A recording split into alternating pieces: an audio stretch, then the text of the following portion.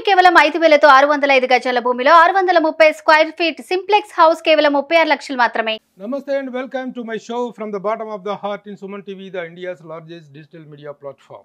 నవల cinema TV రంగాలలో ఆయన ఒక తిరుగులేని ప్రస్థానం. ఒక రచయితగా ఆయన ఒక గొప్ప జర్నీని చూశారు. సినిమాలు దాదాపు 41 పైగా సినిమాలకు రచన చేశారు. అలాగే 51 నవలలు రచించారు. దాదాపు 25 సీరియల్స్కి డైలాగ్ అండ్ స్క్రీన్ ప్లే రాశారు. ఇంత అద్భుతమైనటువంటి జర్నీ ఉన్నటువంటి రచయిత అనదర్ దాన్ కొమ్మనపల్లి గణపతిరావు గారు. కొమ్మనపల్లి గణపతిరావు గారు ఇప్పుడు నాతో ఉన్నారు సుమన్ టీవీలో. Hi, welcome sir. ఎలా ఉన్నారు సార్? బాగున్నా. How busy you are now అంటే ఏం చెప్తారు? ఇప్పుడు బిజీ అన్నది చెప్పలేను. ఎర్లియర్ చాలా బిజీగా ఉండేవాడిని due to some domestic problems. కొంచెం విరామం తీసుకున్నాను, విశ్రాంతి మాత్రం కాదు. థైరాయిడ్ అండ్ రిటైర్డ్ కాదు? లేదు, అండ్ 2 వెబ్ సిరీస్ డిస్కషన్స్లో ఉంది. I'm going to right. రచయితగా మీ ప్రస్థానాన్ని చూస్తే really very very very inspiring. ఒకప్పుడు నవలా ప్రపంచం అనగానే నవలా ప్రపంచంలో వినిపించినటువంటి అతి కొద్ది పేర్లలో మీ పేరు చాలా ప్రముఖంగా ఉండేది.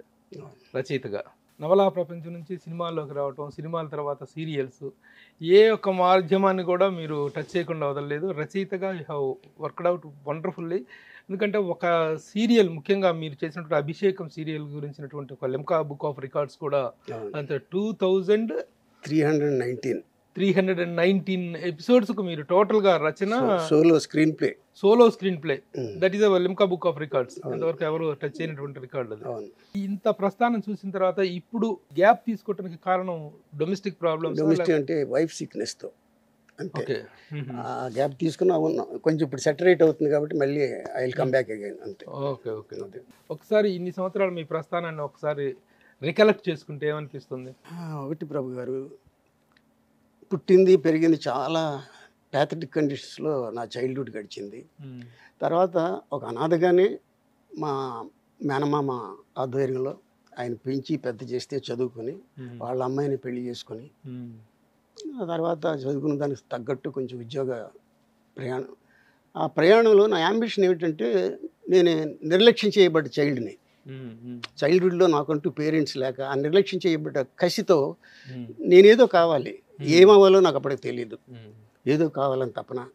ఆ పోరాటంలో ఎక్కడో విచిత్రంగా నేను ఊహించలేని మంచి స్థాయికి వచ్చాను. దేవుడు నేను కోరుకున్న దానికంటే నాకు ఎక్కువ ఇచ్చాడని మాత్రం చెప్పగలను. యాక్చువల్గా నెగ్లెక్టెడ్ చైల్డ్స్, అబాండెడ్ చైల్డ్స్ అనేటువంటి వాళ్ళు తప్పుదారి బట్టి ఏదేదో రకరకాల మార్గాల్లోకి వెళ్తుంటారు. బట్ మీరు దాన్నే ఒక కసిగా చేసుకొని జీవితాన్ని ఒక అద్భుతమైనటువంటి పంధాలు నడిపించుకోవటం అనేటువంటిది చాలా అభినందనీయమైన విషయం. ఎందుకంటే ఫస్ట్గా మీ రచన ఎలా స్టార్ట్ అయింది?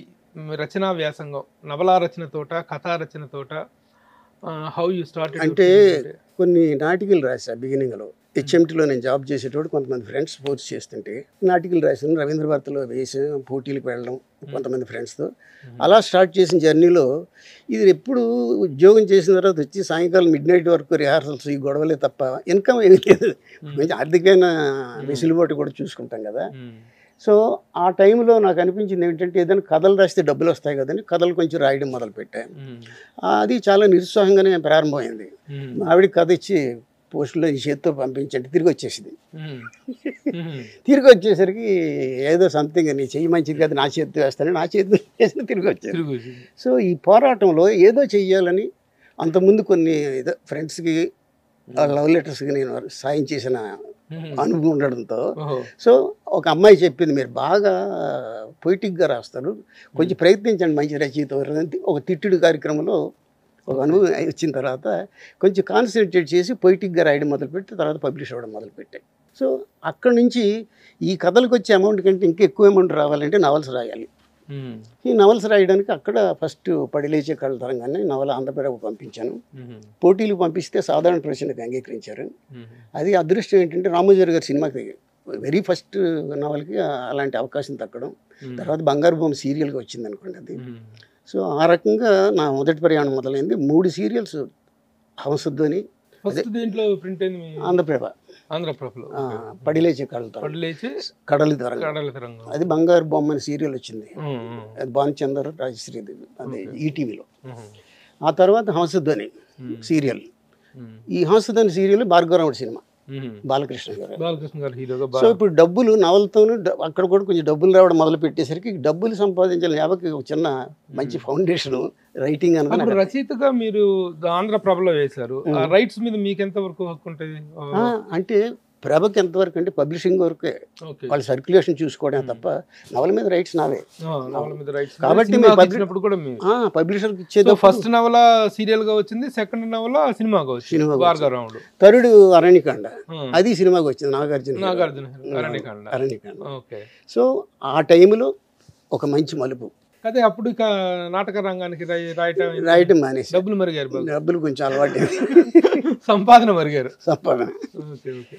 సో ఆ టైంలో ఒక పెద్ద మలుపు ఏమిటంటే ఆంధ్రభూమిలో నేను అడుగుపెట్టాను. యండమూరి వీరేంద్రనాథ్ గారికి ఆంధ్రభూమి ఎడిటర్ శిఖరాజు గారికి మధ్య ఒక కాంట్రవర్సీ వచ్చి వాళ్ళిద్దరూ ఆయన ఆంధ్రభూమి నుంచి విరమించుకున్న తర్వాత ఆ వ్యాక్యూమ్ ఫిలప్ కోసం మిమ్మల్ని పిలిచారు అనేటువంటిది నాకు అప్పట్లో వినిపించినటువంటి మాట. ఎంతవరకు అది నిజమే. అసలు ఏం జరిగింది? ఏంటంటే తులసిదళం రాసిన తర్వాత అద్భుతమైన సర్క్యులేషన్కి వెళ్ళిపోయింది ఆంధ్రభూమి. అవును. ఆ తర్వాత వీరేంద్రనాథ్కి ఆయనకి మధ్య ఏదో చిన్న కాంప్లికేటెడ్ ఏదో సిచ్యువేషన్లో ఇద్దరి మధ్య డిస్ప్యూట్ లాంటిది వచ్చేసరికి ఆయన వెళ్ళిపోయాడు అలిగి. ఇప్పుడు ఉన్న సర్క్యులేషన్ కాపాడుకోవాలంటే ఒక స్ట్రాంగ్ రైటర్ని ఎవరో తీసుకురావాలి. చాలామంది కోసం వెతుకుతుంటే ఎవరో చెప్పారట, మన అరణ్యకాండ చాలా పొయిటిక్గా, చాలా స్ట్రాంగ్ లాంగ్వేజ్, డిఫరెంట్ స్టైల్లో రాస్తున్నాడు, ఇప్పుడు వచ్చే రచయితలకు భిన్నంగా ఉంటుంది ఆయన శైలి, సో ఎందుకు ట్రై చేయకూడదు అంటే నన్ను పిలిచాడు. పిలిస్తే చెప్పాడు, మీరు ఆ వ్యాక్యూమ్ ఫిలప్ చేయాలంటే వ్యాక్యూమ్ ఫిలప్ చేయడం కాదు, నాకున్న వ్యాక్యూమ్ నేను ఫిలప్ చేసుకోవాలని దృక్పథంతో ఉన్నాను కాబట్టి పోరాడుతా సాధిస్తాను. సో అప్పుడు ఫస్ట్ ది రైటర్ నవల అక్కడ రాశాను. ది రైటర్ ఆ రోజుల్లో పెద్ద సెన్సేషన్ హిట్. దాంతో అది ఒక 1 year వచ్చినట్టు. 1 year అంత రాలేదు, 7 months 8 months వచ్చింది. బట్ అందులో అదృష్టం ఏంటంటే దాన్ని భూమి సర్క్యులేషన్ చాలా ఎక్కువ ఉండేది. దానికి ఫస్ట్ టైం ఒక రైటర్ కవర్ పేజ్ రావడం నేను, అది ఆ క్రెడిట్ నాకు ఆయన ఇచ్చాడు. తర్వాత ఇంకో విచిత్రం ఏంటంటే 10-12 సంవత్సరాలు నాకు సీనియర్స్ అయిన రైటర్స్ పక్కకి వెళ్ళి నిలబడ్డా నేను. ఎందుకంటే పోరాడి ఆ స్థాయికి వెళ్తే బాగున్ను అనుకునేవాడిని. ఈ నవలతోనే ఆయన ఇచ్చిన పబ్లిసిటీ కానీ ఓవర్ నైట్ పాపులారిటీ వచ్చేసింది. కానీ ఆ రోజుల్లో నిజంగా ఒక అద్భుతమైన ఇదండి. ఒక ఆంధ్రభూమి ఒకవైపు, స్వాతి ఒకవైపు, ఆంధ్రజ్యోతి ఒకవైపు, వీటన్నిటిలో వచ్చేటువంటి రచయితల సీరియల్స్ చూస్తుంటే మీ మీ కాంటెంపరీస్ అంటే ఎవరిని చెప్తారు మీరు? నా కాంటెంపరీ మన సూర్యదేవర రామ్మోహన్ రావు, చల్లా సుబ్రహ్మణ్యం, అంటే వీరేంద్రనాథ్కి నేను కాంటెంపరీ అంటే నాకు వీళ్ళంతా కాంటెంపరీ రైటర్స్. అంటే ఆయన నిజంగానే ఆడాళ్ళ చేతుల్లో ఉన్న నవలా సాహిత్యాన్ని, అంటే సులోచనారాయణ గారి డామినేషన్తో ఉన్న సాహిత్యాన్ని మగాళ్ళ చేతికి తీసుకొచ్చాడు యండమూరి. ఆ క్రెడిట్ ఆయనకి ఇవ్వాలి. సో తర్వాత ఆయన రూట్లో మన జర్నీ స్టార్ట్ చేసాం. బట్ ఆయన రూట్లో స్టార్ట్ చేస్తే నా టార్గెట్ వాళ్ళంతా కావడం కాదు, ఇంకెంతైనా కావాలి, దానికి కృషి చేద్దాం, స్కై ఈజ్ ది లిమిట్ కదా. సో అలా ప్రాసెస్ చేసేటప్పుడు అద్భుతంగా మంచి రేంజ్ రైటర్ని అయిపోయాను. అక్కడి నుంచి భయం పట్టుకుంది, జాగ్రత్తగా రాయాలి. వచ్చిన పేరు రావడానికి కృషి ఓకే, బట్ వచ్చిన పేరు నిలబెట్టుకోవడం కోసం మరింత కృషి చేయాలనే విషయం నాకు అప్పుడు అర్థమైంది. ఆ రోజుల్లో నవల రచయితలకు ఆల్మోస్ట్ ఆల్ సినిమా స్టార్స్ కున్నంత పాపులారిటీ, అంత గ్లామర్ ఉండేది. ఆ గ్లామర్ అనేటువంటిది స్టార్ట్ అయింది కూడా యండమూరి వీరేంద్రనాథ్ గారితో అందరికి తెలిసినటువంటి విషయం. తర్వాత మీ అందరూ కూడాను, తర్వాత వచ్చిన సూర్యదేవన్ రామ్మోహన్ కానీ, మీరు కానీ, చల్లా సుబ్రహ్మణ్యం కానీ, మల్లాది గారు కానీ, మల్లాది వీరేంద్రనాథ్ సీనియర్, అదే సీనియర్ కానీ, వీళ్ళందరికీ ఒక స్టార్డమ్ అనేటువంటిది ఎంజాయ్ చేసేవాళ్ళు. నవలా ప్రపంచంలో స్టార్డమ్ అనేటువంటిది చాలా ఇదిగా అనిపించేది ఆ రోజుల్లో. మీ పేర్లు చెప్తేనే అసలు ఒక రకమైన గూస్ బంప్స్ వచ్చిన ఫీలింగ్స్ ఉండేవి ఆ రోజుల్లో. ఏమనిపిస్తుంది అదంతా తెలుసుకుంటే? అంటే ఆ ఇన్ఫీరియారిటీ కాంప్లెక్స్ ని దానిలోనే కంటిన్యూ చేయడం మన చేతగాంతనం, దాన్ని ఓవర్కమ్ చేయడం అనేది మన గట్టి ప్రయత్నం కావాలి. ఆ ప్రయత్నం నేను సఫలమైనందుకు నేను ఐ ఎంజాయ్డ్ దట్. మీకు కూడా మంచి గ్లామర్ ఉండేదా అమ్మాయి లేడీస్ లో? మంచి లవ్ లెటర్లు అవి మామూలుగా వస్తుంటాయి, లవ్ లెటర్స్ అవి మామూలుగా చిన్నపిల్లలు, వాళ్ళకి ఏదో దాన్ని గ్లామర్ ఉపయోగించి ఏమైనా ఎంజాయ్ చేశారా మీరు? ప్రతి మగాడికి నాకు తెలిసి ఆ ఏజ్ లో కొన్ని చిత్రమైన అనుభూతులు ఉంటాయి కదా, ఎక్స్పీరియన్స్ ఉంటాయి.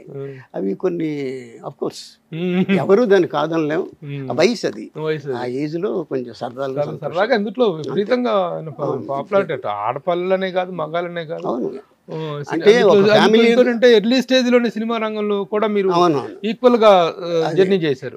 ఏంటంటే మామూలు ఆడపిల్లలు మాత్రమే కాదు, ఒక ఫ్యామిలీలో నా ఫ్రెండ్ ఉన్నాడు అనుకో, ఆ పక్కింటి వాళ్ళు కూడా ఈరోజు కొమనాపల్లి భోజనానికి తీసుకొస్తానా అంటే నిజం అంటూ వాళ్ళు వీళ్ళు రావడం. సో అది కూడా ఒక అద్భుతమైన ఇదే కదా మనకు. మీరు ఏదైనా సభలకు అటెండ్ అయినా కానీ ఏదైనా ఫంక్షన్స్కి వెళ్తే మీకుండే రిసెప్షన్ అదిరిపోయి ఉండేది ఆ రోజుల్లో. సిద్దిపేట కాలేజీ ఫంక్షన్ పెద్ద 1000 members అంతా వచ్చారు. అక్కడికి వెళ్ళేసరికి సి ఆనందరాము, నేను శిఖరాజ్ గారు ఉన్నాం. వాళ్ళు ఎవరు మాట్లాడినా ముందు కొమనాపల్లి మాట్లాడాలి. ఆ తర్వాత మన ఎంఈ కృష్ణారావు కమిషనర్ ఉండేవారు కదా, ఆయన ఎస్పీగా చీరాలలో ఉండేటప్పుడు అక్కడ ప్రకాశం చేసి అక్కడ ఫంక్షన్కి వెళ్ళి ఆయన మాట్లాడుతున్న ముందు కొమనాపల్లి అమ్మాయిలు. సో నాకు అనిపించింది ఎంత పిచ్చిగా వీళ్ళు ఆరాధిస్తున్నారు రైటర్ని. అంటే అది శాశ్వతంగా ఉండకపోవచ్చు, ఆ పర్టికులర్ ఎరాలో ఆ పర్టికులర్ డ్యూరేషన్లో అంత అద్భుతమైన పేరు రావడం. 70s and 80s నవలా రచయితలకు మెయిన్ 80s ఎక్సలెంట్. అంటే 70s లో మీరు అన్నట్టుగా సులోచన రాణి గారి ఇదిలో ఉండేది, మహిళల చేతిలో ఉండేది. ఆవిడ యూత్ కి కళల్ని క్రియేట్ చేసి 20 గజాల కారు, 6 అడుగుల హీరో, ట్వీడ్ సూట్స్ ఇవన్నీ పెట్టి ఒక మత్తులోకి ఇంటాక్సికేటింగ్, ఆ మత్తులో నుంచి ఈ మత్తులోకి తీసుకొచ్చారు, ఈ గమ్మత్తులోకి తెచ్చి వచ్చింది 80s లో. అదొక రియల్లీ వండర్ఫుల్ ఎక్స్పీరియన్స్. సినిమా వీటిలో మీ ప్రశ్నలు సమాధానాలు కానీ పాఠకులు మీకోసం వెయిట్ చేయటం, ఆ క్వశ్చన్ ఆన్సర్స్ కూడా ఇచ్చేవాళ్ళు అనుకుంటున్నాను. అవును, ముఖాముఖి ఎవ్రీ వీక్. అదేంటంటే పత్రిక సర్క్యులేషన్ పెంచుకోవడం కూడా ఒక బాధ్యత కాబట్టి ఎడిటరు పని కట్టుకుని రీడర్స్ ఇన్వాల్వ్మెంట్ పత్రికలు ఉంటే ఎక్కువ సర్క్యులేషన్కి అది హెల్ప్ అవుతుంది కాబట్టి పర్టికులర్గా గడ్డం మీద నాకు ప్రశ్నలు రావడం. అప్పుడు నాకు బాగా గడ్డం రెగ్యులర్గా ఉండేది, గడ్డం రచయిత అని. ఆ గడ్డం నాకు అడ్డం వస్తుందని అమ్మాయిలు సరదాగా ఏదో రాస్తుంటారు కదా, అమ్మాయిలు రాశారు అబ్బాయిలు రాశారు కూడా మనకు తెలియదు. అదే అడ్డం వచ్చే వాళ్ళు అడగాలి నీకెందుకని పద్ధతులు జోవియల్గా జవాబు చెప్పడం. ఇది మంచి సరదా పాయింట్ ఏంటంటే మీరు మీ ఫ్రెండ్స్కి రాసి పెట్టిన లవ్ లెటర్స్. అవును, ఆ లవ్ లెటర్స్ ద్వారా మీ రైటింగ్ ఇంప్రూవ్ చేసుకున్నారు మీరు. అవును, అలాంటి మీకే లవ్ లెటర్స్ వచ్చాయి అమ్మాయిల దగ్గర నుంచి. అంటే ఒక బీరు కోసం మొదలైన లవ్ లెటర్ ఫ్రెండ్స్ తాలూకా ప్రేమకి నేను ఏదో ఉత్తరాలు రాసేవాడిని. ఆ రాసే ప్రాసెస్ లో రోజు ఒక లెటర్ ఒక బీరు, వాళ్ళకి 90 బీర్లు వరకు తాగిన తర్వాత వాళ్ళ ప్రేమ సక్సెస్ఫుల్ గా వెళ్ళింది. ఆ తర్వాత చివరికి లేదు, తర్వాత తెలిసిపోయింది రాసింది ఆయన కాదు.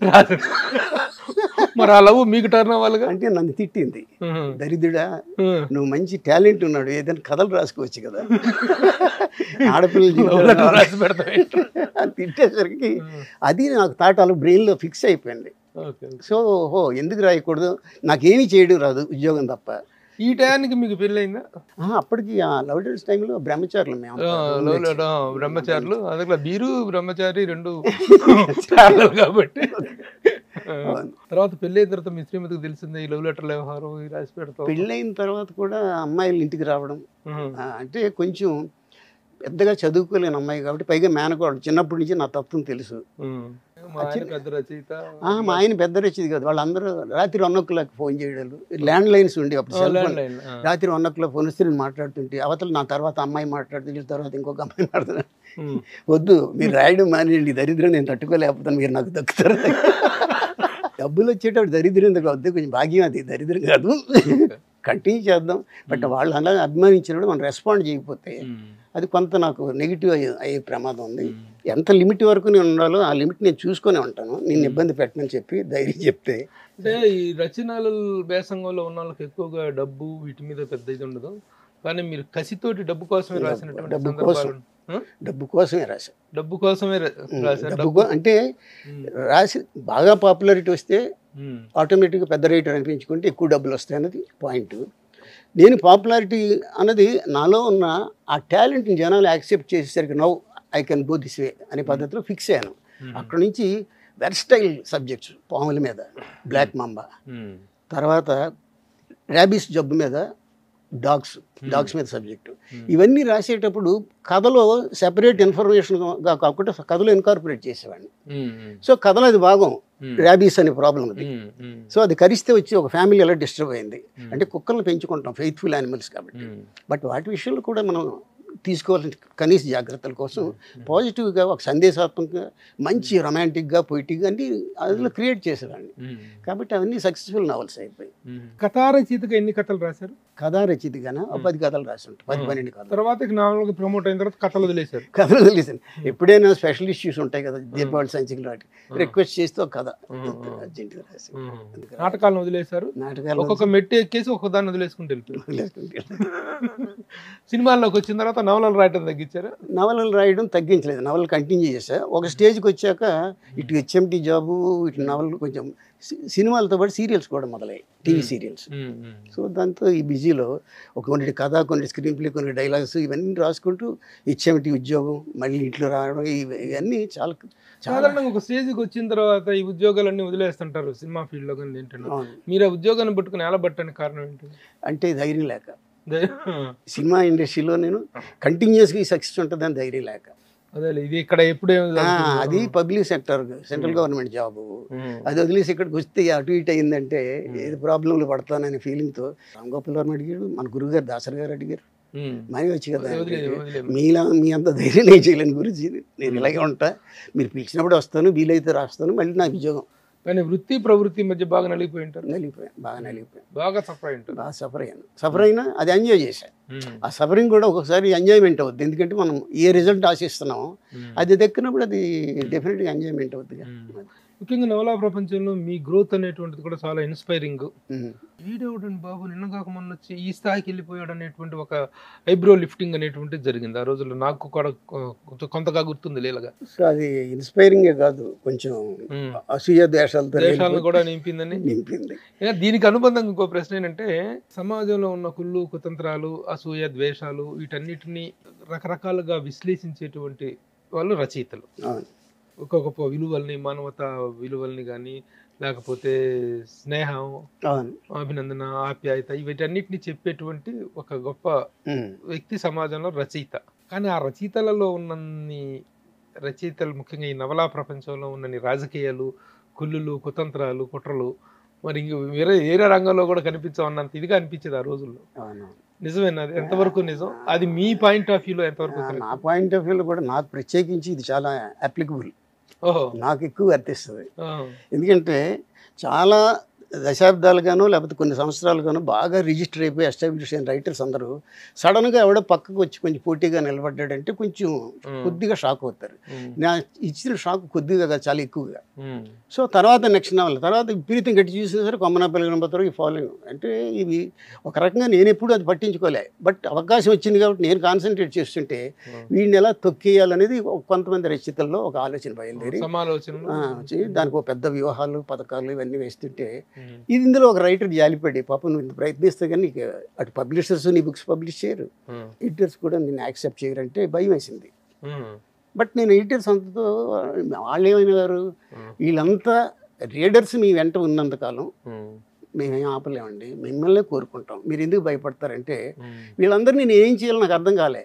కోపం వచ్చింది, బాధ అనిపించింది. డైరెక్ట్ నవల్స్ రాసా జోరుగా. అంటే ఈ సీరియల్స్ 3 సీరియల్స్ ఫస్ట్, తర్వాత ఫస్ట్ నవలకి ఎప్పుడు వెళ్ళారు? ది రైటర్ నవల, డైరెక్ట్ నవలకి ది రైటర్ రాసిన తర్వాత మనకు రేంజ్ బాగా పెరిగింది remuneration side. Publishers next year రాసేది కూడా ఈ సంవత్సరం అడ్వాన్స్లు ఇచ్చే రేంజ్. సో అలాంటి డైరెక్ట్ నవల్ అంటే 15-20 రోజుల్లో రాసేయచ్చు. సీరియల్గా వచ్చి 6 నెలలు 7 నెలలు 1 ఇయర్ తర్వాత రాసే డైరెక్ట్ క్యాష్ వచ్చే ఛాన్స్ డైరెక్ట్ నవల్స్కి ఉంది. సో పబ్లిషర్స్ మరి వెంట పడుతున్నారు. సో ముద్దు వచ్చినప్పుడు సంకెక్కాలనే పద్ధతిలో దడదడమని రాసేసి. ఆ ఫస్ట్ నవల ఏది? డైరెక్ట్ నవల? Direct novel first the judgement. చాలా మంచి పేరు వచ్చిందండి, మంచి నవల. సీరియల్ గా వచ్చినవి నవలగా రావటం జరిగిందా? డెఫినెట్ సీరియల్స్ అన్ని నవలగా, అది కంపల్సరీ.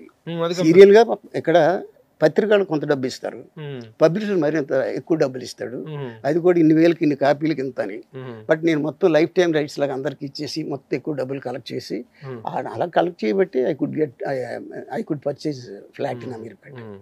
సో దాని తర్వాత వీళ్ళందరూ ఇలాగ అసూయపడుతుంటే వాళ్ళందరినీ గృహప్రవేశానికి పిలిచాను. పిలిచిన తర్వాత అందరూ చాలా బాగుంది, ఇల్లు బాగా ఫ్లాట్, ఇది బాగానే చేసి చాలా అచీవ్మెంటే ఇంత తక్కువ దీంట్లో అంటే ఇదంతా మీ చల్లవే కదా సోదరులారా. ఏం చేశారు నేను అడిగా, మీరంతా చేసిన ప్రయత్నానికి మీ మీద కోపం రాలేదు, ఆ బాధను పాజిటివ్గా డైవర్ట్ చేసుకొని ఇది ఇలా వర్కౌట్ చేశాను. మీరంటూ రెచ్చగొట్టకపోతే నా పరిస్థితి ఎలా ఉండేది కదా, ఫ్లాట్ కొనేవాడిని కాదు. మరోసారి రెచ్చగొడితే ఇంకో ఫ్లాట్ కొనుక్కోవాల్సి వస్తుంది. మిమ్మల్ని తిట్టను, ఎలా రెచ్చగొట్టదని కోరుకుంటాను. బస్సు నేను కాదు, వీడు కాదు, నేను. అదే అడ్వర్టైజ్మెంట్ ఒకటి వచ్చేది అప్పట్లో, owners pride and neighbours enemy. ఎవరు వాళ్ళు, కొంచెం పేర్లు చెప్పుకోవాలి. పేర్లు బాగుంది, చెప్పండి అంటే నేను అనేది ఏంటంటే అందులో ఒకరిద్దరు చచ్చిపోయారు, కొందరు బ్రతికి ఉన్నారు. కానీ బట్ వాళ్ళందరూ నా తర్వాత నేను అందరితో చాలా స్నేహంగా ఉండేవాడిని. వాళ్ళ మనసులో ఎంత ఉక్రోషం ఉన్నా బయటికి మాత్రం చాలా లోపల కత్తులు చేతిలో గుత్తులు మామూలు విషయం. మిమ్మల్ని ఆ రోజుల్లో హూ ఈజ్ యువర్ కాంపిటీటర్ అంటే ఏం చెప్తారు? వీరేంద్రనాథ్. వీరేంద్రనాథ్ కూడా అనుకునేవాడు నేనే కాంపిటీటర్. సో అది నాకు పెద్ద అడ్వాంటేజ్. తర్వాత నా భాష చూసి భయపడేవారు రీడర్స్, వీళ్ళు కూడా రైటర్స్ భయపడాలి, నేను డిఫరెంట్గా ఉండాలని కొంచెం పొయిటిక్ లాంగ్వేజ్. ఇప్పుడు అమృతం కురిసిన రాత్రి రాసిన తిలక్, ఆ పొయిటరీ ఎంత అద్భుతంగా ఉంటుంది. ఆ డిస్క్రిప్షన్లో పొయిటరీ టైపులో రాసేవాడిని. సో ఆ ప్రాబ్లంతో ఏమైందంటే వీళ్ళు రెగ్యులర్గా రాసే ఫార్మేట్కి నేను రాసే శైలికి శిల్పానికి చాలా తేడా వచ్చేసేది. ఈయన ముందు తిట్టుకున్నారు, తర్వాత అలవాటు పడ్డారు, తర్వాత పెద్ద రైటర్. నన్ను కమర్షియల్ రైటర్. మీ జనరేషన్లో ఇప్పుడు ఎండమూరి గారు కానీ మీరు కానీ మిగతా రచయితలందరూ కూడాను సైంటిఫిక్ కంటెంట్ని నవలగా కన్వర్ట్ చేసుకుంటూ రాసినటువంటి సందర్భాలు చాలా ఉన్నాయి. సైంటిఫిక్ దీంతో వెళ్ళిపోయే వాళ్ళు ఈ ఫ్రేమ్లోకి తీసుకురావడం అనేటువంటిది చాలా క్లిష్టమైన పని. ఆ విధంగా మీరు రాసిన నవలు ఏమిటి? ఆల్మోస్ట్ చాలా నవల్స్ నేను ఒక నవలకి ఇంకో నవలకి పోలిక ఉండదు. పాముల మీద బ్లాక్ మాంబా అంటే ఇండియాలో ఒక సైంటిస్టు పాము కాటల తర్వాత ఎక్కువ మంది చనిపోతున్నారు కాబట్టి ఒక ఆయింట్మెంట్లు తయారు చేయాలని పాముల మీద రీసెర్చ్ చేస్తూ ఆస్ట్రేలియా నుంచి సౌత్ ఆఫ్రికా నుంచి ఒక పాముని తెప్పించుకుంటాడు, black mamba, most poisonous snake on the earth. ఆ పాము హైదరాబాద్లో ఎయిర్పోర్ట్లో మిస్ అవుద్ది, పార్సిల్ వచ్చి అది హైదరాబాద్లో ఎంటర్ అవుద్ది. ఏ రోజు ఎవరింటికి ఎంటర్ తెలియదు. ఇంత ఆ సబ్జెక్ట్ బాగా దాని మీద స్నేక్స్ మీద టాక్సికాలజీకి సంబంధించిన ప్రొఫెసర్లు కలిసి అప్పుడు ఇంత నెట్లో కొట్టిగానే ఇన్ఫర్మేషన్ వచ్చేది కాదు. సిటీ సెంటర్ లైబ్రరీకి వెళ్ళి ఇప్పుడు ర్యాబీస్ గురించి రాగానే డాక్టర్లు, వెటర్నరీ డాక్టర్స్ని సబ్జెక్టులు చాలా రెఫరెన్స్లు తీసుకుని ఒక పరిశోధన ఉండేది. ఆ తర్వాత ఫైనాన్షియల్ మేనేజ్మెంట్ మీద వాటి మీద ఇప్పుడు అసురవేదం, గోరువెచ్చని సూర్యుడు, ఇవన్నీ నేను రాసినవి. ఒక ఇండస్ట్రీ, ఒక ఆడపిల్ల మొత్తం డామినేటింగ్ మేల్ క్యారెక్టర్స్ అన్నిటినీ ఓవర్కమ్ చేసుకుంటూ ఆ ఇండస్ట్రీని ఎలా నిలబెట్టింది. అందులో నాకు హెచ్ఎంటీలో ఉన్న మేనేజర్గా ఉన్న ఎక్స్పీరియన్స్తో ఇవన్నీ నేను అందులో ఇన్కార్పొరేట్ చేసేవాడిని. చాలామంది ఇండస్ట్రియలిస్టులు కూడా నాకు పిలిచి పార్టీలు ఇచ్చేవారు. ఈ సబ్జెక్ట్ నీకు ఎలా తెలిసి? నాకు హెచ్ఎంటీలో చేసే జాబ్ అది. మనం జాబ్ చేయడమే కాదుగా, రైటర్ అంటే కొంచెం సృజనాత్మకంగా ఇది ఎందుకు ఇలా జరుగుతుంది, వీడు ఎందుకు ఇలా ప్రవర్తిస్తుండే, ఒక యూనియన్ లీడర్ కానీ ఒక మేనేజ్మెంట్ సైడ్ నుంచి కానీ అవన్నింటినీ కొంచెం లోతుగా విశ్లేషించి ఆలోచించేవాడిని. కాబట్టి అది రచనలో నేను ఎక్కువ ఇన్కార్పొరేట్ చేశాను. క్రియేటివిటీ విత్ సైంటిఫిక్ అప్రోచ్ అనేటువంటి రెండింటిని మిళితం చేయడం అనేది అప్పట్లో 80s లో మీ రచయితలందరిలో. సరే, you have also enjoyed a great applause for that. తర్వాత నవల చచ్చిపోయింది అంటే ఏం చెప్తారు? ఆ వైభవం, ఆ రోజులు, ఇది ఆ క్రేజ్ చచ్చిపోయింది, అందులో డౌట్ లేదు. ఎందుకంటే ప్రింట్ మీడియా నుంచి విజువల్ మీడియాకి వచ్చేసరికి చదివే వాళ్ళు తగ్గిపోయారు. అప్పుడు అంతకుముందు అమ్మాయిలు ఉత్తరాలు రాసేవారు, మీరు రాసిన వాక్యాలు అండర్లైన్ చేసుకుంటూ మళ్ళీ నెక్స్ట్ పేజ్కి వెళ్ళిన తర్వాత మళ్ళీ నాకు ఇష్టమైన వ్యక్తి ఎవరో గుర్తు రాగానే మళ్ళీ పేజీ వెనక్కి తిప్పి నేను అండర్లైన్ చేసిన వాక్యం కొన్ని క్షణాల పాటు అలా ఆలోచించుకుంటూ ఉండేదాన్ని. అది మిస్ అయిపోయినప్పుడు అంటే వాళ్ళకి కొన్ని అనుభూతులు ఉంటాయి కదా. ఇప్పుడు ఒకసారి ఒక సీరియల్ మొదలైందంటే అటెస్ట్ వెళ్ళిపోతుంటుంది. మనం ఆగి పుస్తకంలో చదివేటప్పుడు ఆగి మళ్ళీ వెనక్కి తిప్పి ఇంకోసారి చదివి ఆ పొయిటరీ బాగుందని మరోసారి చదివి ఈ అప్రోచ్కి ఛాన్స్ లేదు, అలా వెళ్ళిపోతుంటాయి అంతే. సో అంచేత రీడింగ్ హ్యాబిట్ బాగా తగ్గిపోయింది. నవల అనేటువంటిది మీరు లాస్ట్ నవల రాసి ఎంతకాలం అయింది? 16 years అయింది. 16 years. లాస్ట్ నవల ఏది మీది? లాస్ట్ నవల ఏకాంతానికి అటు ఇటు. మెయిన్ రీజన్ రీడబిలిటీ అనేటువంటిది అంటే పబ్లిషర్స్ పారిపోయారు. అప్పుడు ఎవరైతే మా వెంట పడేవారో ఆ పబ్లిషర్స్ ఇప్పుడు లేరు, వాళ్ళకి ఇన్కమ్ లేదు. సో పబ్లిషింగ్ చేసిన తర్వాత బుక్స్ ఊరికిన గదుల్లో పెట్టుకుని కూర్చోవడం కంటే చాలా వరకు డిసప్పాయింటింగ్ సిచ్యువేషన్కి వచ్చింది. అందుకే మనం ప్రక్రియ మార్చేసేవాళ్ళం. ఇది ఫెయిల్ అవుతుందంటే ఇమీడియట్గా స్క్రీన్ ప్లేకి వెళ్ళాడు, ఇది తప్పితే డైలాగ్కి వెళ్ళాడు, డైలాగ్ తప్పితే కథలు. ఇంకోటి ఏంటంటే ఇప్పుడు మిమ్మల్ని అభినందించాల్సిన విషయం, ఎవరు లేరు ఇండస్ట్రీతో, ఫిలిం ఇండస్ట్రీతో కానీ టీవీ రంగంతో కానీ సినిమా రంగంతో కానీ కంటిన్యూ అయినటువంటి రచయితలు ఎవరు లేరు. యండమూరి వీరేంద్రనాథ్ గారి నవల అప్పట్లో ఒక క్రేజ్, ఆయనకు ఒక నవల రచయితగా ఎంత ఉందో సినిమా రచయితగా కూడా ఉంది. కానీ ఒక ప్రొఫెషనల్ యాటిట్యూడ్తో సినిమా రంగంలో కంటిన్యూ అవుతున్నటువంటి వన్ అండ్ ఓన్లీ రైటర్ అంటే కమ్మనపల్లి గణపతిరావు పేరు వినిపిస్తుంటుంది. What is the reason? ఎట్లా మీరు దాన్ని ఇది చేయగలిగారు? ఎందుకంటే 40 సినిమాలకు దాదాపు మీరు డైరెక్ట్గా మీ నవల్ అయితే కావచ్చు, మీ రచనా సహకారం అయితే కావచ్చు, స్టోరీ కాంట్రిబ్యూషన్ అయితే కావచ్చు, you have a longest journey with film industry. Film ఇండస్ట్రీలో అయితే నేను దీనికి ప్రధాన కారణం ఏంటి? ప్రధాన కారణం ఏంటంటే షార్ట్ టైంలో మంచి ఫ్రూట్ఫుల్ సబ్జెక్టులు ఇవ్వగలడు. అక్కడ సినిమా ఇండస్ట్రీ అలవాటు ఏంటంటే ఒక స్టార్ హోటల్ బుక్ చేసి ఒక 5-6 నెలలు కూర్చొని రోజు హ్యాపీగా డిస్కషన్, గంట, సాయంకాలం పార్టీ, తర్వాత నెక్స్ట్ డే వస్తాం. దీనికి అలవాటు పడిపోయారు. నేను వెళ్ళిన తర్వాత 10-15 రోజుల్లో కంటెంట్ అంతా ఓకే చేసేవాడిని. ఆ కరెక్షన్స్కి ఇంకోసారి సిట్టింగ్కి వెళ్ళేవాడిని అంతే. ఈ 10 రోజుల తర్వాత నేను వెళ్ళిపోతా, నాకు ఇచ్చి సెలవులు అయిపోయాయి. అది ఉండటం వల్ల మీలో ఆ ఫాస్ట్ రచయిత వెనక అది ఒకటి జరుగుతుంది. మళ్ళీ అక్కడ సెలవు పెట్టి వచ్చేసి రూమ్ లో, స్టార్ హోటల్లో రూమ్ లో కులుకుతా కూర్చుంటే పనులు కావు అటు వెళ్ళాలి. కాబట్టి యూఆర్ ద ఫాస్టెస్ట్ రైటర్ కావటం అనేటువంటిది నాకు చాలా హెల్ప్ చేసింది. డెఫినెట్ గా రామ్ గోపాల్ వర్మ అన్నారు, దాసరి నారాయణరావు అంటున్నారు, తర్వాత త్రివిక్రమ్ శ్రీనివాసు, వీళ్ళందరితోటి ఈ రోజున అప్పుడు పవన్ కళ్యాణ్తో కూడా మీకు ఒక బిగినింగ్ జర్నీ ఉంది. ఒక విధంగా సినిమా ఇండస్ట్రీలో ఇంత రిలేషన్స్ ఉండి కంటిన్యూ అయినటువంటి వ్యక్తిగా మీకు మంచి గుర్తింపు ఉంది. అసలు సినిమా ఇండస్ట్రీలో ఫస్ట్ స్టార్ట్ అయింది విత్ అభిమన్యుడు. అంటే అభిమన్యుడు సినిమా ఫస్ట్ హంసుదని నవల మన కట్టగడ్డ మురారి గారు, దాసరి గారి డైరెక్షన్లో చేయడం కోసం నవల తీసుకున్నారు. అప్పుడు సీరియల్ వస్తుంది ఆంధ్రప్రభలో. అది అదృష్టం ఏంటంటే నేను రాస్తానని ప్రొడ్యూసర్ దగ్గరికి అప్రోచ్ కాలే, వాళ్ళే నన్ను పిలిచారు. అందులో కట్టగడ్డ మురారి చండశాస్త్రుడు పిలిచిన తర్వాత దాసరి గారి డైరెక్షన్ అంటే అంత పెద్ద ఆయన దగ్గరికి తీసుకెళ్తున్నాడని ఉత్సాహం, భయం, ఆందోళన. ఇటు అక్కడికి వెళ్ళిన తర్వాత చక్కగా ఆయన బాగా రిసీవ్ చేసుకోవడం. ఆ తర్వాత నాకు ఎక్కడ లేని ఒక పెద్ద బ్రదర్ని చూసినట్టు, ఫాదర్ని చూసినట్టు ఆ స్ట్రెంగ్త్, సైకలాజికల్ స్ట్రెంగ్త్ క్రియేట్ అయింది ఆయనతో మాట్లాడాక. అంత పెద్ద డైరెక్టర్ అయినా వీడెవడో నవల్స్ రాసుకుంటూ మన దగ్గరకు వచ్చాడని అనుకోలేదు, పక్కన కూర్చోబెట్టుకుని స్టేజ్కి తీసుకుని. సో అది కంటిన్యూ అయిపోయింది. దాంతో ఆయన నాకు ఉన్నాడు ఒక గాడ్ ఫాదర్గా అని చిన్న మానసిక ధైర్యం కూడా పక్కన ఉండేది. సో తర్వాత ఇప్పుడు పర్టికులర్గా చెప్పాలంటే కృష్ణరాజు గారు చాలా ఎంకరేజ్ చేశారు. ఒక నవల సినిమా తీయాలనేసి నా చేత నవల రాయించి మేజర్ సంగ్రామ్ అని. ఆయన తర్వాత తీయలేకపోయాడు, ముహూర్తం షాట్ ఏదో చేశారు. ఆయనతో చాలా అద్భుతమైన ర్యాపో క్రియేట్ అయింది. అప్పుడు చిరంజీవి గారు వచ్చిన దండ వేసే ఊరికి ఆ ఫంక్షన్కి ఆయనే ఇనాగ్రేట్ చేశాడు అది ముహూర్తం షాట్కి.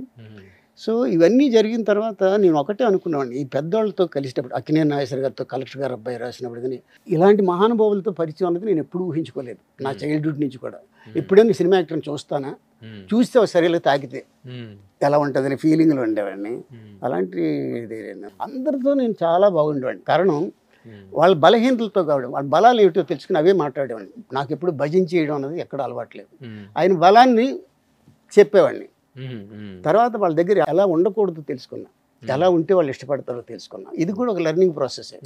ఆ విధంగా నేను చాలా మందికి, నాగేశ్వర గారికి కానీ, దాసరి గారికి కానీ, అందరికీ ఆత్మీయుడే. ఇందాక మన పవన్ కళ్యాణ్తో అప్పటికి కుట్టి కళ్యాణే, పవన్ లేదు. తర్వాత ఆర్టిస్ట్ చిరంజీవి గారు ముగ్గురు మంగాళ్ళు సినిమాకి సత్యానంద చెప్పాడు, లవ్ ట్రాక్లో కొంచెం ఫ్రెష్గా రాస్తున్న నావల్స్ కొమ్మనాపల్లి, కొంచెం ఆయన దగ్గర కంటెంట్ తీసుకుందాం అని పిలిస్తే చిరంజీవి గారి ఇంటికి తీసుకెళ్లారు. మెడ్రాస్లో కూర్చున్నాం. చిరంజీవి గారు, నేను, సత్యానంద్, నాగబాబు వీళ్ళందరూ కూర్చున్న తర్వాత డిస్కషన్ అంతా అయిన తర్వాత ఆయన అంత లవ్లీగా బిహేవ్ చేశారంటే ఏసీ డైరెక్ట్ కొట్టేస్తుంటే నీకు చాలా ఇబ్బంది ఉన్నప్పుడు చెప్పొచ్చు కదని తీసుకొచ్చేలా కూర్చోండి. డిస్కషన్ అంత అయిన తర్వాత మళ్ళీ కంటిన్యూ చేద్దాం అన్న తర్వాత నన్ను డ్రాప్ చేయడానికి కళ్యాణ్ పంపించాడు కార్లో, నన్ను హోటల్ దగ్గర డ్రాప్ చేయడానికి.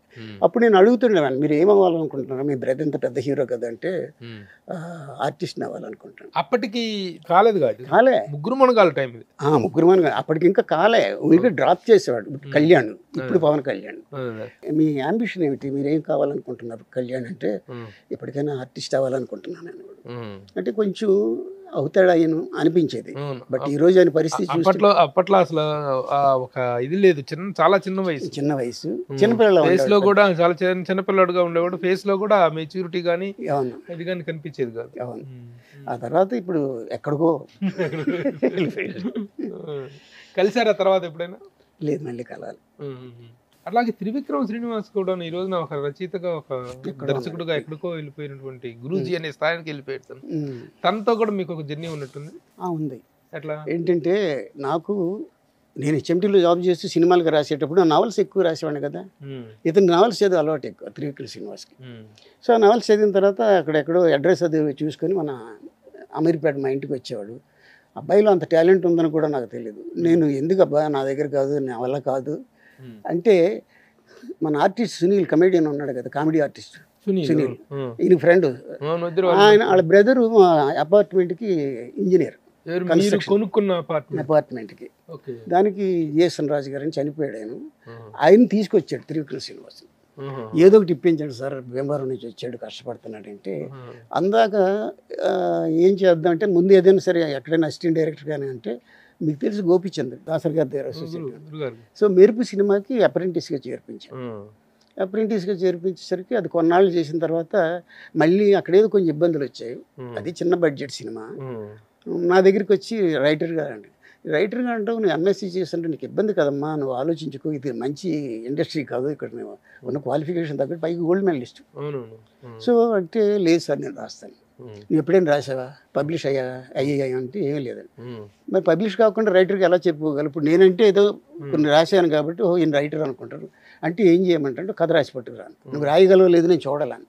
ది రోడ్ అని ఒక కథ రాసి, ది రోడ్ అని జర్నీకి అది నేను రోడ్ అని. ది రోడ్ అని టైటిల్కి వస్తే నేను అదిరిపోయాను, భలే రాశాడు అనిపించింది. వెంటనే ఆంధ్రజ్యోతి ఫోన్ చేసి ఎడిటర్కి, ఇది పబ్లిష్ చేయండి అన్న. పబ్లిష్ చేసిన తర్వాత చాలా పొలికించిపోయాడండి. ప్రింట్ మీడియాలో ఫస్ట్ టైం ఆయన పేరు చూసుకున్నది. సో చూసుకున్న తర్వాత నేను అన్నా, ఇప్పుడు ఒక కథ రాసావు, కథ పబ్లిష్ అయింది, ఇలాంటి నేను చాలా కథలు ఇంత ముందు రాశానని చెప్పుకోవడానికి బాగుంటుంది, ఎందుకంటే ఆంధ్రజ్యోతిలో పబ్లిష్ అయింది కాబట్టి. సో అక్కడి నుంచి నెమ్మదిగా భరణి వాళ్ళందరి దగ్గరికి వెళ్ళడం, ఇండిపెండెంట్గా 2 సినిమాలు చేసిన తర్వాత వాళ్ళకి మన పోసాన్ దగ్గర అసిస్టెంట్గా కంటిన్యూ చేయడం. బట్ ఇప్పటికీ కూడా ఆ స్థాయికి ఎదిగినా మనకు ఆ గౌరవిస్తుంటారు, అది ఆయన సంస్కారం. దాసరి గారితో మీ జర్నీ అనేటువంటిది ఒక అద్భుతమైనటువంటి జర్నీ. అమ్మో, చేయబడి మిమ్మల్ని చాలా సందర్భాల్లో కలిసింది దాసరి గారి దగ్గర. అవును, మన ఇద్దరం ఎక్కువగా కలిసింది గురువు గారి దగ్గర. Very beginning in the film industry అభిమన్యుడు సినిమాతో ఆయనతో చేయటం వల్ల అంత పెద్ద జైంట్ పర్సనాలిటీ దగ్గర అంత ఆదరణ దొరకటం మీకు తర్వాత జర్నీ చాలా ఈజీ అయిపోయింది. చాలా ఈజీ అయిపోయింది, ఎందుకంటే ఆ నవల హంసధ్వని ఆయన చదివి మంచి స్టైల్ ఉంది అనేది అని పక్కన అక్కడ అందరూ నిలబడడం, దూరంగా ఇలా నిలబడి, ఎవరు పక్కన కూర్చుని రైటర్స్ అంత లేరు నాకు తెలిసి ఆ రోజుకి. నన్ను పక్కన కూర్చోబెట్టుకుని మాట్లాడితే అప్పుడే లేని ఎనర్జీ వచ్చేసింది. ఇక అక్కడి నుంచి ఆయన దగ్గర నేను ముఖ్యంగా నేర్చుకున్నది, ఆయన కథ నెరేట్ చేసేటప్పుడు ఆ టెక్నిక్ ఉంటుంది చూసి. ఇప్పుడు బాగా రాయడమే కాదు, సినిమా ఇండస్ట్రీకి టీవీ ఇండస్ట్రీకి కావాల్సింది ఏంటంటే బాగా చెప్పడం కూడా. బాగా చెప్పకపోతే, నీ మనసులో కరెక్ట్గా కమ్యూనికేట్ చేయకపోతే వాళ్ళు ఎంత ఇంప్రెస్ కారు. ఆయన దగ్గర నేర్చుకున్న అద్భుతమైన టెక్నిక్ అది. ఆ తర్వాత ఏదైనా నువ్వు ఫాస్ట్గా చెప్తావు అనేది ఒక ఇంప్రెషన్ సంపాదించుకున్నావు. ఇప్పుడు ఇది ఎలా ఉంది, ఈ ప్రాబ్లంకి ఏం చేస్తే బెటర్ అంటే ఇమీడియట్గా ఆల్టర్నేటివ్ చెప్పేవాడు. చెప్పగానే ఇమీడియట్గా ఈయన ఏం చేసాడు, ఏ కథ అయినా మనం కంటిన్యూ చేస్తాం కాబట్టి, నాతో 10 రోజులు సెలవు పెట్టని ఊటీకి తీసుకెళ్ళిపోవడం, హోటల్లో అక్కడ జితేందర్ని వాళ్ళని పరిచయం చేయడం. అలాగే మంచి హిందీ ఆర్టిస్ట్ జఖ్మీ షేర్, ఐసీఎత్ ఈ సినిమాలు షూటింగ్ అప్పుడు 10 రోజులు 15 రోజులు ఆయన దగ్గర ఉండేవాడిని. స్టార్ హోటల్ ఫుడ్, మంచి ఫ్లైట్స్, గొడవ, ఈ కార్యక్రమం మంచి లైఫ్ ఒకటి లీడ్ చేశాను. ఆ తర్వాత ఆయన గాడ్ ఫాదర్ లాగా నాకు ఆల్మోస్ట్ ఏ ప్రాబ్లం వచ్చినా, నేను మహామేధావిని కాకపోవచ్చు కానీ డిస్కషన్లో నువ్వు పాయింట్ చెప్తే నేను అక్కడి నుంచి కొత్త ట్రాక్లోకి వెళ్తా. సో ఇలాంటి ఇంటరాక్షన్ కోసం నన్ను ఎప్పుడు ఆయన పిలిచేవారు. ఆయనతో మీ జర్నీలో లాంగెస్ట్ ఒక యాక్టివిటీ అంటే అభిషేకం సీరియల్.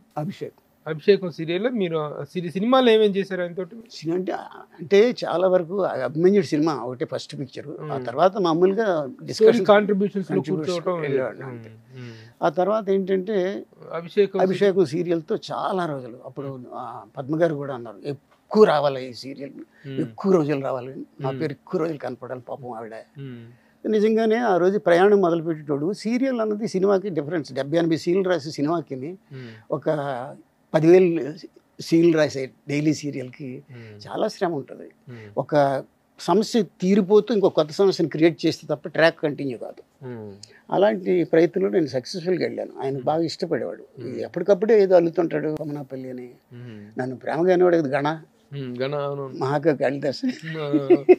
ఆ విధంగా 2,319 ఎపిసోడ్స్ నేను రాశాను. అభిషేకం కాకుండా ఇంకా వేరే సీరియల్ చాలా చాలా చేశాను కదా. ఈటీవీలో అక్కా చెల్లెలు అంటే అమ్మ సీరియల్, ఫస్ట్ జెమినీ సీరియల్. అమ్మ సీరియల్ శరత్ బాబు మంజుల, దానికి నంది అవార్డు కూడా వచ్చింది.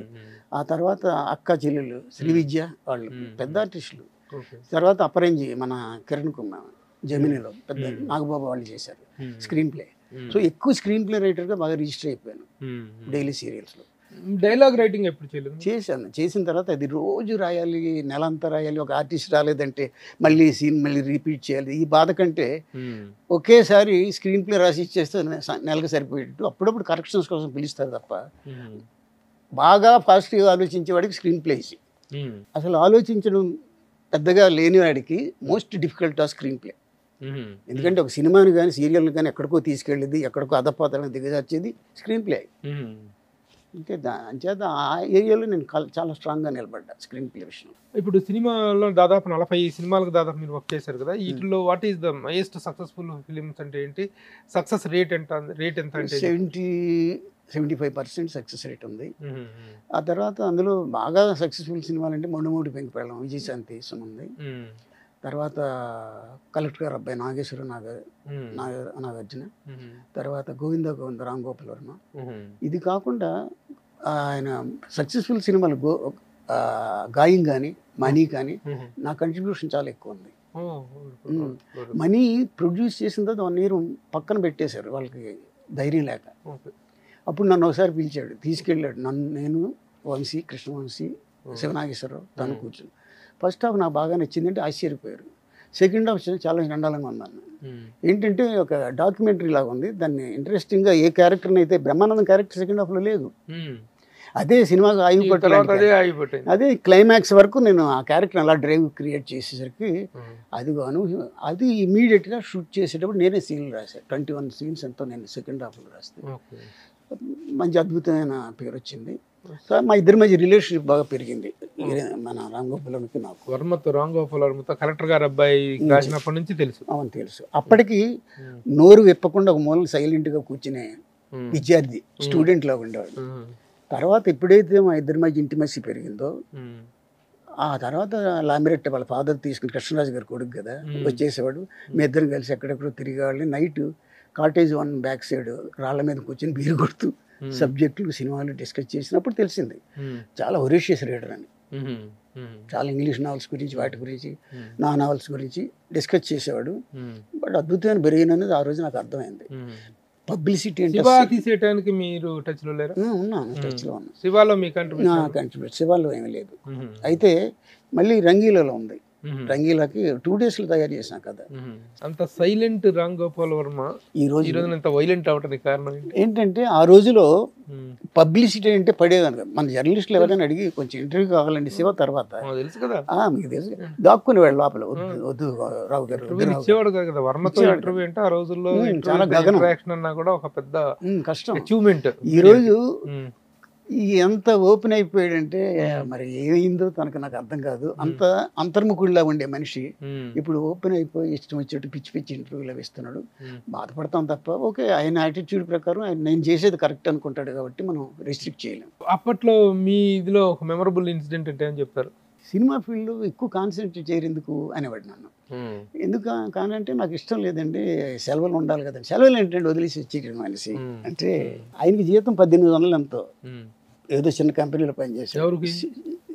ఇతనికి రామ్ గోపాల్ వర్మకి. రామ్ గోపాల్ వర్మ జీతానికి అది ఏదో కన్స్ట్రక్షన్ కంపెనీలో సివిల్ ఇంజనీరింగ్ కదా ఆయన చేసింది. చేసేవాడు చిన్న శాలరీ, అది వదిలేసినా నీకు పర్వాలేదు, బట్ నేను వదిలేస్తే నేను ఇరుక్కుంటాను చెప్పి. మీరు ఏంటి మీ పద్ధతి నాకు అర్థం అంటే నేను అన్నా ఒక రోజు, గ్లాస్ పడిస్తే పగిలిపోద్ది, ఏంటంటే అది బ్రిటిల్ కాబట్టి. కాపర్ పడేసినా పగలదు, సాగుతుంది, అది డక్టైల్ కాబట్టి. సో అది ఎందుకు అలా ఉందంటే అలా ఉంటాయి, అది దాని క్యారెక్టర్, ఇది నా క్యారెక్టర్. మీరు విచిత్రంగా మాట్లాడతారండి, ప్రతిదానికి కన్విన్స్. సో ఇలాంటి డిస్కషన్స్లో, ఆర్గ్యుమెంట్స్లో. తర్వాత దయ్యం సినిమాకి నేను డైలాగులు రాశాను, టైటిల్ కార్డు ఉంటుంది. దయ్యంలో మీ హ్యాండ్ కూడా ఉందా? అంత ఫ్లాప్ హోటల్లో, అంత ఫ్లాప్ హోటల్లో మీ హ్యాండ్ కూడా ఉంది. రీజన్ ఏంటంటే అది కూడా నేను చాలా క్లియర్గా చెప్తాను. సివిల్ ఇంజనీరింగ్ క్యాండిడేట్స్ అందరూ కలిసి అక్కడ మన సిద్ధార్థ ఇంజనీరింగ్ కాలేజీలో ఓల్డ్ స్టూడెంట్స్ ఫంక్షన్ ఏదో అరేంజ్ చేసినప్పుడు మేమిద్దరం బయలుదేరాం ఇక్కడ నుంచి. నన్ను కూడా తోడు రమ్మన్నాడు. తోడు వెళ్తుంటే సిటీ అవుట్స్కట్స్లోకి వెళ్ళేసరికి ఇక్కడ నేను ఫామ్ ల్యాండ్ కొన్నాను, చూపిస్తానని తీసుకెళ్ళాడు. అంతా బాగుంది, చూస్తే అక్కడ సమాధి ఉంది. ఇదేంటి ఇక్కడ ఉందంటే వెరైటీగా ఉంది కదా అంటాడు, అన్ని విచిత్రమైన. అన్న తర్వాత అక్కడి నుంచి ఏంటంటే ఇదేదో సినిమా రైటర్ అంటే నీ థింకింగ్కి భూతాలు ప్రేతాలు సినిమాకి తగ్గట్టు ఒక సమాధి నిజంగా ఉందో సమాధి చేయించాలి అంటే నిజంగా సమాధి అండి, దాంతో కలిపే కొన్నాను అంటాడు. వెళ్ళేటప్పుడు ఫస్ట్ హాఫ్ రాస్తాం దెయ్యం, అక్కడే టాపిక్. విజయవాడ వెళ్తే ఫస్ట్ హాఫ్ టేప్ చేసి తిరిగి వచ్చేటప్పుడు సెకండ్ హాఫ్. అయితే ఆయన ఎప్పుడు కూడా కథలు డిస్కస్ చేసిన తర్వాత అదే సినిమా తీయడు. అంటే నేను కళ్ళద్దాలు టెక్కులు ఇవేంటి బాబు తీయాలి కానీ పద్ధతులు అని మాట్లాడినా, లేదు అలాగే ఉంటే వెరైటీ నేనేం తీసినా చూస్తారు ఇప్పుడు జనాలకు, నేనంటే అంత ఇంట్రెస్ట్ ఉందనే ఫీలింగ్తో మాట్లాడేవాడు. సో అలాంటి ఫీలింగ్తో ఉన్నప్పుడు మనం ఎలా రెస్ట్రిక్ట్ చేస్తాం, ఆపలేం కదా. అంటే మన చేతుల్లో డిస్కషన్ వరకే ఉంటాడు. ప్రొడక్షన్లోకి వెళ్ళేసరికి అప్పుడు ఏదో రాత్రి ఇంకో సినిమా తీస్తే ఆ పాయింట్ ఏదో ఇక్కడ ఇన్కార్పొరేట్ చేయాలని తాపత్రం. దీనికంటే పెద్దది ఏమిటంటే గోవింద గోవింద పెద్ద జోకు. ఆయన వాళ్ళు టైటిల్ పెట్టిన తర్వాత గోవింద గోవింద అని టైటిల్ పెట్టి నాకు ఇంటికి నాగార్జున గారు మన ప్రొడ్యూసర్ గారు ఏమన్నా అశ్విని దత్ గారు వీళ్ళిద్దరు పిలిచారు. అశ్విని దత్ గారు ఏమన్నారంటే, నాగార్జున మేము చెప్తే వినండి రాము, మీరు కొంచెం కన్విన్స్ చేయండి అంటే. ఎందుకని ఏం కన్విన్స్ చేయాలి, కథ అయిపోయింది. అది కాదు, గోవిందా గోవింద అని టైటిల్ పెట్టి మమ్మల్ని అడుగుతున్నాడండి ఈ టైటిల్ అంటే. అశ్విని దత్ అంటే దెయ్యం ఇప్పుడు చచ్చిపోయిన శవాన్ని తీసుకెళ్ళాడు గోవింద గోవింద అని దించుతుంటారు. అది బాగోదండి, మీరు చెప్తే కొంచెం కన్విన్స్ అవుతాడు అంటే. ఎలా చెప్పాలి, ఈయన సరిగా వినే టైపు కదంటే మీ మీదే మాకు నమ్మకం ఉందని చెప్తే నేను పక్క తీసుకెళ్ళాను షూటింగ్ మధ్యలో పద్మాల స్టూడియోలో. తీసుకెళ్ళిన తర్వాత ఆ టైటిల్ మంచి టైటిల్ ఏమైనా పెడతాంటే ఎందుకు పెట్టేశాను కదా అన్నాడు. నేనేదో ఆలోచించాను, లేదు నేను పెట్టేశాను. ఏంటి అన్నా, నాకు ఆల్రెడీ తెలుసు అది గోవిందా గోవింద అన్నాడు. నేను అంటే ఏం బాగోలేదా ఏంటి అటు మొహం అడ్డు పెట్టారంటే, గోవిందా గోవింద అనేది సామాన్యంగా శవాలను దించడం 3 సార్లు అనడం అనేది సాంప్రదాయం. నిజంగా ఉందా అన్నాడు. అంటే మారిపోతున్నాడు అనుకున్నా, కానీ సూపర్ అండి, అయితే నా థింకింగ్ కరెక్టే. ఏదైతే వద్దనుకున్నా చెప్పాలనుకున్నానో అది చాలా కరెక్ట్ అని నన్ను కన్విన్స్ చేయడం మొదలుపెట్టాడు. అది కాదు, ఏదైనా అయితే వీడి పని గోవింద అంటారు చూస్తారా, అదే వద్దు రామ అంటుంటే ప్లీజ్ మీరు చెప్పిన తర్వాత ఇంకా నేను గట్టిగా కన్ఫర్మ్ చేసుకున్నాను. ఆయన ఎంత విచిత్రమైన మనిషి అంటే, ఆయన ఫాదర్ చచ్చిపోయినప్పుడు నేను వాళ్ళ ఇంటికి వెళ్ళాను. ఇంటికి వెళ్తుండే వాళ్ళ మదర్ వాళ్ళంతా నాకు బాగా పరిచయం. వెళ్ళినప్పుడు చాలా కూల్గా, అంటే అక్కడికి వెళ్ళిన తర్వాత నేను ఏం చెప్పాలి, ఏం చెప్పి ఓదార్చాలి, అంతా ఖాళీగా ఉంది. ఫాదర్ డెడ్ బాడీ ఎక్కడ ఫాదర్ అంటే ఆ మెడికల్ కాలేజ్కి ఆయన యాక్సెప్ట్ చేసాడు. ఆయన పంపించాను. పంపించి కృష్ణరాజు గారి బాడీని మెడికల్ కాలేజ్కి ఇచ్చేశారు. ఇంటికి వెళ్ళిన తర్వాత నేనేదో చాలా ఓదార్చాలని సైకలాజికల్గా ప్రిపేర్ అయ్యి వెళ్ళాను కదా. అక్కడ వెళ్ళి చాలా కూల్గా ఉండి బాంబే వెళ్దాం అనుకున్నాను, కానీ కుదరలేదని వేరే టాపిక్ మాట్లాడుతున్నాడు. ఇదేంటి ఫాదర్ చచ్చిపోయాడు కదా అంటే, అవును చచ్చిపోయాడు, నీలో ఆ ఫీలింగ్ ఏం చేస్తాం, ఫీల్ అయితే తిరిగి రాడుగా.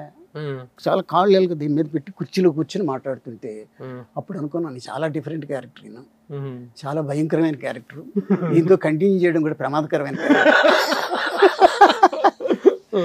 అంత విచిత్రమైన క్యారెక్టర్ అండి. ఫ్యామిలీతో మీకు టచ్ మిసెస్తో పరిచయం రత్న గారు. అంటే నేను అదే గోవింద గోవింద డిస్కషన్, నేను పేరెంట్స్ నుంచి విడిపోయి నేనుండే చోట నాగార్జున నగర్లో ఒక అద్దెకు ఉండేవాడు. అద్దెకుంటే అక్కడికి నేను మా ఇంటి పక్కనే, ఇప్పుడు నేను ఫ్లాట్కి పక్కన చీటికి మాటికి వెళ్ళేవాడిని, వెళ్ళేవాడిని డిస్కస్ చేసుకుని. అప్పుడు ఆవిడ కాఫీలో ఇచ్చేది వాళ్ళ మిస్సెస్, చాలా మంచి అమ్మాయి. సో వాళ్ళ పాప ఉండేది మేఘన, చిన్నపిల్ల. సో వాళ్ళతో బాగా ఇంటిమేట్ జోన్లోనే ఉన్నా. కాకపోతే వాళ్ళు కూడా ఇంక వదిలేసుకొని ఇంక వీడిని మార్చలేము అనే స్టేజ్లో మదర్ వచ్చేసిన తర్వాత పాపం వాళ్ళు ఏం చేస్తారు, మదరు ఫాదర్ తో విడిపోయాడు, విడిపోయి ఇక్కడ సెపరేట్గా ఉండేవాడు. తర్వాత వైఫ్ కూడా, తర్వాత భార్య పిల్లల్ని కూడా వదిలేసాడు. వదిలేసాడా కంటిన్యూ చేసాడు, అది కొంచెం విచిత్రమైన ప్రశ్న. దానికి జవాబు మనం చెప్పలేం. ఆయన వదిలేయగలడు, మళ్ళీ కలిసి మాట్లాడగలడు, ఏమైనా చేయగలడు, ఏమీ జరగనట్టే ఉండగలడు, ఏమీ జరగనట్టే ఉంటాడు. Different character. ఈ మధ్య కాలంలో ఎప్పుడు కలిసారా? ఈ మధ్య లేదు. ఈ ఇండస్ట్రీలో ఇన్ని సంవత్సరాల ప్రస్థానంలో మీకు ద బెటర్ ఎక్స్పీరియన్స్ అనిపించింది ఏదైనా ఉంది? Better experience people are with situations. అది మొండు పెంకు పెళ్ళం. ఆ సినిమా వచ్చే దాని తర్వాత శ్రీవారింటి మావారి రాశా. అది రాసేటప్పుడు ఇంట్రొడక్షన్, హీరో ఇంట్రొడక్షన్లో ఒక విచిత్రమైన సీను. వాళ్ళిద్దరు ఎలా పరిచయం అవుతారో నేను రాశాను. విజయశాంతికి నచ్చింది, వాళ్ళ హస్బెండ్ శ్రీవారింటి మావారి అందరికీ నచ్చింది. కానీ డైరెక్టర్కి ఏంటంటే ఇంకా నాగేశ్వరరావు డిస్సాటిస్ఫాక్షన్. ఆ డిస్సాటిస్ఫాక్షన్లో ఆ షూటింగ్కి వెళ్ళే ముందు కూడా ఇంకా కరెక్ట్ చేస్తున్నాడు. టైంలో ఉన్న బాధాకరమైన పరిస్థితి. మంచి డైరెక్టర్. షూటింగ్కి వెళ్ళేటప్పుడు కూడా ఏదో ఒక చోట ఆగాలిగా ఇది అని కన్ఫామ్గా బ్రెయిన్లో ఫిక్స్ అవ్వాలి. ఆయన ఫిక్స్ అవ్వడం షూటింగ్లో కూడా ఆలోచిస్తాడు. అది రామ్ గోపాల్ చేసాడంటే ఆయనకి ఏంటంటే ఇంకా చాలా అద్భుతమైన థాట్ వచ్చింది. ఆ తర్వాత సిచ్యువేషన్ ఫేస్ చేస్తాడు. ఎవరైనా విమర్శించిన వీడు మనం తట్టుకోలేము కొన్ని విమర్శల్ని, ఆయన తట్టుకోగలడు. ఈయన ఏం చేశాడు, అది కాదండి ఇంకో కొత్త పాయింట్ వచ్చింది నాకు స్టైల్. ఒక క్షేమ వచ్చి విజయశాంతి దీన్ని ఇక్కడ పడితే ఇమ్మీడియట్గా ఆవిడ అమ్మ క్షేమని ఇలా తీసేస్తే సుమన్ చూస్తుంటాడు. చూసేటప్పుడు నువ్వే చూసావు కాబట్టి, మొదటి మగాడు కాబట్టి నువ్వే నా భర్త కావాలి అందట. ఇలాంటిది ఎవరో రైటర్ చెప్పాడట. చెప్పేసరికి ఈయన కన్విన్స్ చేయడానికి ట్రై చేస్తుంటే నన్ను పిచ్చెక్కిందా, ఏంటి ఆ సీన్ ఏంటి, ఎవరు బి క్లాస్ ఆర్టిస్టులతో సి క్లాస్ ఆర్టిస్టులతో తీయాల్సిన సీన్, ఇద్దరికి పీక్స్. విజయశాంతి ముందు ఇద్దరు భలే కొట్టుకుంటారని రేంజ్కి వెళ్ళిపోయింది. అంటే నేను చెయ్యను, ఈ సినిమా నుంచి పక్కకి వెళ్ళిపోతాను వెళ్తుంటే విజయశాంతి పట్టుకో, వద్దు నేను కూల్ చేస్తాను, మీరు కూర్చోండి అని చెప్పి వాళ్ళ భర్తకు ఫోన్ చేసి మా ఇద్దరి మధ్య కూల్గా సెటరేట్ చేశాడు. ఇలాంటి బెటర్ ఎక్స్పీరియన్స్. ఏం చేశారు? చెమబడిందా? లేదు, చేమ పడలేదు. అంటే ఆవిడే తిట్టింది, చిచి నా క్యారెక్టరైజేషన్కి నాకు వచ్చిన పేరుకి మనోడి పెంకి పెళ్ళం ఇవన్నీ అప్పుడే కర్తవ్యం కూడా వచ్చినట్టుంది. సో ఇవి పనికి రావండి నా స్టేచర్కి అని తను కూడా కన్విన్స్. అంటే నాగేశ్వరరావు గారు వెరీ కూల్ పర్సన్. ఆ పర్టికులర్ దీంట్లో ఇదయ్యారేమో.